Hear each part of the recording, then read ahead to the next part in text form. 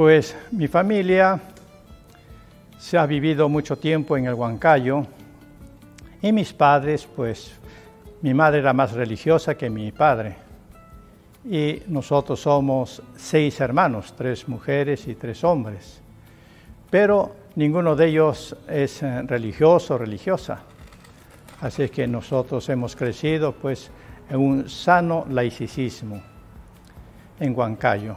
Y después ya los estudios, el trabajo nos ha hecho que nos desperdigamos por todas partes del Perú.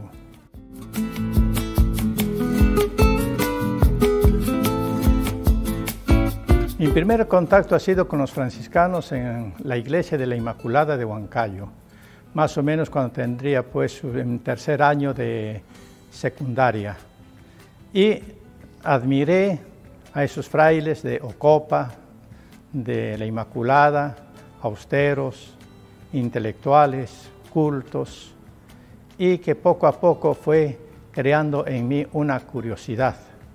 Y esa curiosidad pues me ha llevado a que yo toque las puertas del convento y decir pues voy a hacer aquí la experiencia de la vida franciscana. Y así me inscribí para el 4º año de secundaria y terminé en el Colegio Seráfico allí y después de allí pasé al noviciado en el RIMAC.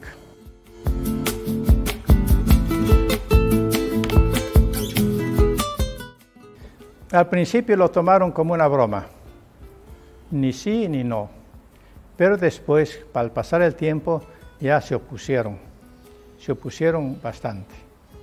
Bueno, yo como siempre he tenido una cierta independencia de la opinión de mis padres, de la gente, yo seguí adelante con esa curiosidad de ese mundo religioso que me era un poco desconocido.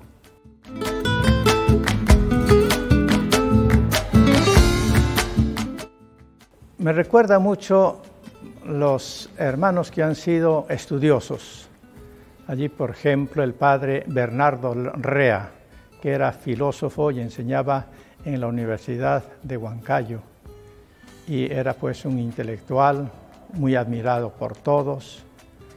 Y después el padre Efrén Mancilla, que era un fraile de Ocopa, que nos dio pues unas charlas a nivel de ahí de toda la diócesis allí en Huancayo. Y quedé admirado pues por su sapiencia, por su cultura, y así admiré más a ellos, a los frailes de Ocopa y los de Huancayo. Allí vi terminar la iglesia de la Inmaculada con mucho esfuerzo, que allí se abocó tremendamente el padre Bernabé y todos los frailes que estaban allí.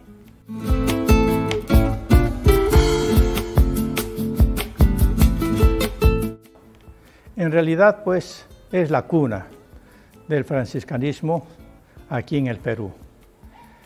No quiero de eso desmerecer a los del Cusco, a los de Cajamarca, a los de Lima, pero sí ha marcado hito. Ahora, hubo muchos frailes que han dedicado tremendamente su vida allí en Ocopa, a las misiones que estaban a cargo de Ocopa, lo mismo que la región de Maynas. Bueno, allí reconocí al padre Odorico Sáiz, que llegó a ser después obispo, después al padre Lucas Hernando, después también allí conocí al padre, por supuesto, al padre Jesús Goicoechea y su sobrino Pío o Antonio Goicoechea. Y también había pues ahí mucha gente, muchos frailes dedicados a la predicación, a las misiones, y no solamente misiones de la selva, sino también misiones populares en la sierra. Y así ellos han marcado mucho mi vocación, mi admiración por San Francisco de Asís.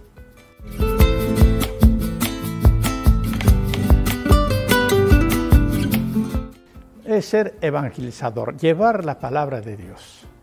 Y sobre todo pues a la gente que lo necesitan. Ahora, depende pues de las zonas y las regiones que cambia el nombre. Por ejemplo, si se trata pues de de evangelizar a la sierra, pues se llama misiones populares. Si se trata pues en la selva o en lugares inhóspitos, pues se llama misioneros. Entonces son los que llevan la palabra de Dios y con solamente llevar la cruz de Jesucristo y principalmente su vida, su ejemplo y su santidad en la vida de cada uno de los frailes. Y eso es lo que marca, es la mejor evangelización que uno puede recibir y que nos enseña, pero por supuesto, San Francisco de Asís, que la mejor predicación de llevar la palabra de Dios es el ejemplo de nuestra vida. Y eso ha sido sobre todo pues para los misioneros ver ahí un profeta con sus sandalias, ver allí predicando allí a nuestro Señor Jesucristo, a María Santísima, sin intereses, gratuitamente y en peligros de muerte, en peligros de hambre, en peligros de tantas situaciones adversas, y sin embargo ellos marcaron una cultura en nuestra sierra y en nuestra selva.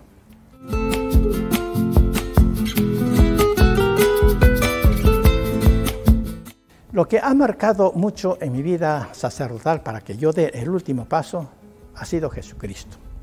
Ha sido Jesucristo, definitivamente. Porque yo estaba imbuido en el estudio del científico, la evolución, el psicoanálisis, la sociología, el mundo científico en general.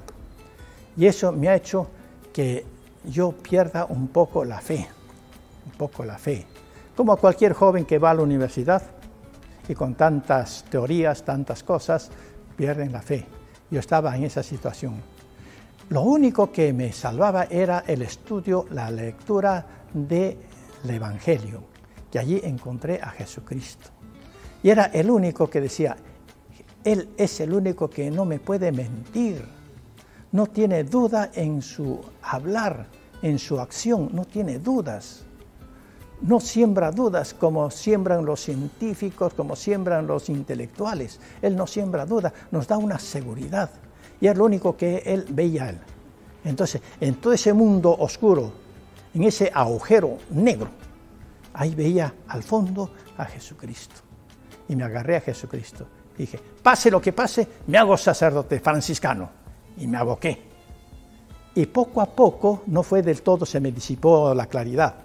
Poco a poco se me fue disipando ese agujero negro, ese túnel negro. Se me fue poco a poco, ha sido muchos años, disipando poco a poco. Ahora pues, por supuesto, he hecho mi opción, Jesucristo. Mi maestro, mi Señor, mi guía, mi todo, mi Redentor, todo Jesucristo. Y Él es el único punto de referencia para poder yo hablar. ¿Cuántos años de vida religiosa tiene, padre? Más o menos, más de 50 años. Más o menos, un poco más de 50 años. De vida religiosa. Ahora, de vida sacerdotal, más o menos unos 45, por ahí. 46, por ahí, de vida de sacerdote. Cuando empiezo a recordar mi vida pasada, me veo que ha habido algunos acontecimientos que escaparon a un análisis. Y dijeron, ¿cómo pude haber superado este problema? ¿Nos podría dar un ejemplo? ¿O contar alguno tal vez? Por ejemplo, cuando me querían matar y me tendieron una trampa. Y en esa trampa yo desperté diciendo, te han tendido una trampa. Bueno, yo me desperté, lo normal, tranquilo, y después ahora que vuelvo a recordar ese acontecimiento, digo, ¿qué ha pasado cuando me desperté diciendo que me han tendido una trampa? Eso no pudo salir de la nada, porque yo en primer lugar no tengo ese tipo de confianza, esas revelaciones o sueños o nada. Y yo digo, pues aquí ha habido la mano de Dios. que me puso en contacto de ese momento en que yo no tengo que caer en la trampa. ¿Y se fue por otra ruta, por otro camino? ¿También? Claro, por supuesto. ¿En dónde fue, padre? En el RIMAC. En el RIMAC. En el RIMAC. ¿Época de terrorismo? No, todavía no estaba. Recién el terrorismo estaba en el germen. Todavía estaba recién, todavía no se había manifestado. Y así hay algunas otras cosas que me ha sucedido. Y yo empiezo a pensar y digo, caramba, aquí Dios me ha ayudado. Yo no lo reconocía. En ese momento no lo reconocía. Pero ahora que yo voy al pasado, digo, caramba, sí, aquí estuvo la huella de Dios.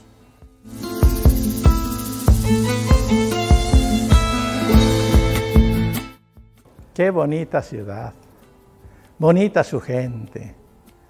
Es entre todas las ciudades que conozco del Perú, la gente más sana, Cajamarca y Oxapampa, gente muy sana. No tratan de engañarte. Se equivocarán, pero no con intención de engañarte. Gente sana. Y después gente más religiosa, amable. Y después, no me olvido nunca de los baños del Inca, que a mí me gusta la natación. Iba todas las semanas a hacer natación. Y claro, la amistad, el clima también no es ni frío ni caliente, un clima bastante agradable y qué gente tan buena. Allí he conocido sacerdotes ejemplares. Por ejemplo, el padre Isaac Saguano, franciscano. El padre Rebasa, otro ejemplo. Después el padre, hay varios padres que ahora no recuerdo su nombre, un ejemplo de vida de santidad. Claro, hay por supuesto sacerdotes que no daban buenos ejemplos, pero bueno, esos sacerdotes que no daban ejemplo son debilidades humanas, son debilidades propias de una persona que cae, se levanta, que cae y se levanta. Y de esas cosas no me fijo, ni quiero fijarme, pero sí me quiero fijar en mí. ¿Quién me está dando un alimento espiritual? ¿Quién me está dando buenos ejemplos? Y he recibido allí buenos ejemplos de muchos sacerdotes